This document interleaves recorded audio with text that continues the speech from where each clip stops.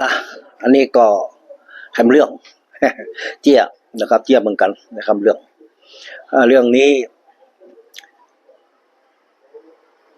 นมนะครับเพราะนมบาตายเพราะนมนะครับคนเฮาเนี่ยมันมาถึงข้าวตายมันถึงบาตายเนาะเพิ่นว่าถ้าถึงข้าวตายเนี่ยมาอยู่ในมันถึงบ่ได้นะครับเพิ่นว่า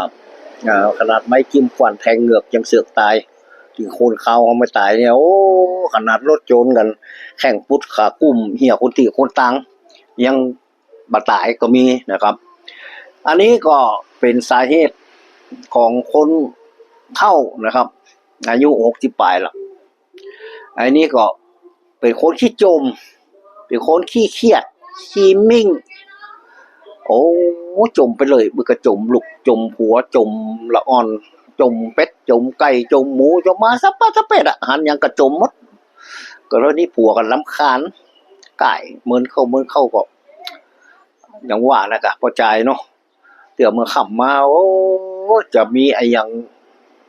สิงเงาะสิงแงะกระดูกก็เมียว่าแปลงหน้างอคอกจมแบบมันหมดอารมณ์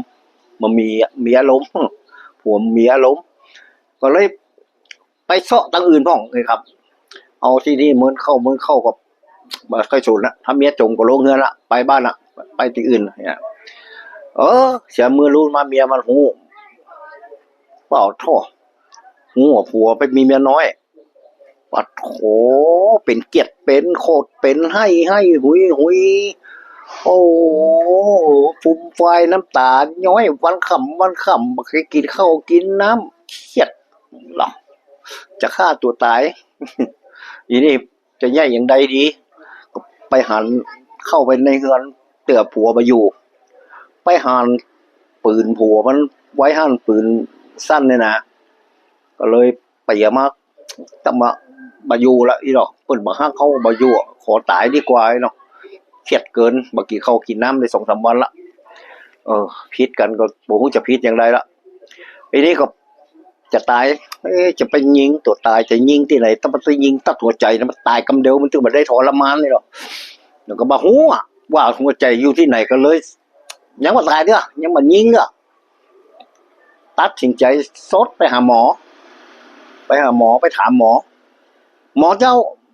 คนเฮานี่หัวใจอยู่ที่ไหนหานี่หรอมันอยู่ตัดใดหานี่หรอหมอก็บ่ฮู้เรื่องเนาะบ่ฮู้เรื่องว่าเพิ่นจะถามไปเพราะหยังโอ้ป้าหัวใจคนเฮานี่มันก็อยู่ที่เนี่ยก็ชื่อหัวนมเนี่ยหัวใจมันชื่อหัวนมพอดีอ่ะของหมอบอกว่าอีกตึกมาบ้านหายเครียดหายโกรธไปเสียไปเหยียบปืนซดเข้าในนั้นหับประตูจัดการนะกะหัวนมนี่บ่ยิงตั้ม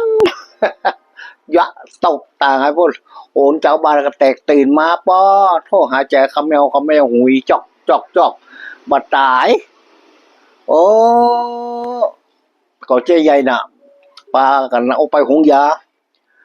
ไปหงยาหมอสืบสวนว่าจะได้เพราะเจ๊ใหญ่ถึงต้องมาฆ่าตัวตายวันนั้นก็ไปหาหมอว่ามาหาถามว่า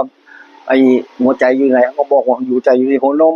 อันนี้แกก็ไปยิงหัวนมหัวเป็นว่าหัวนมแกยานมาอยู่ที่เอวไปยิงหัวนม มาตายเพราะนมจ่วยไว้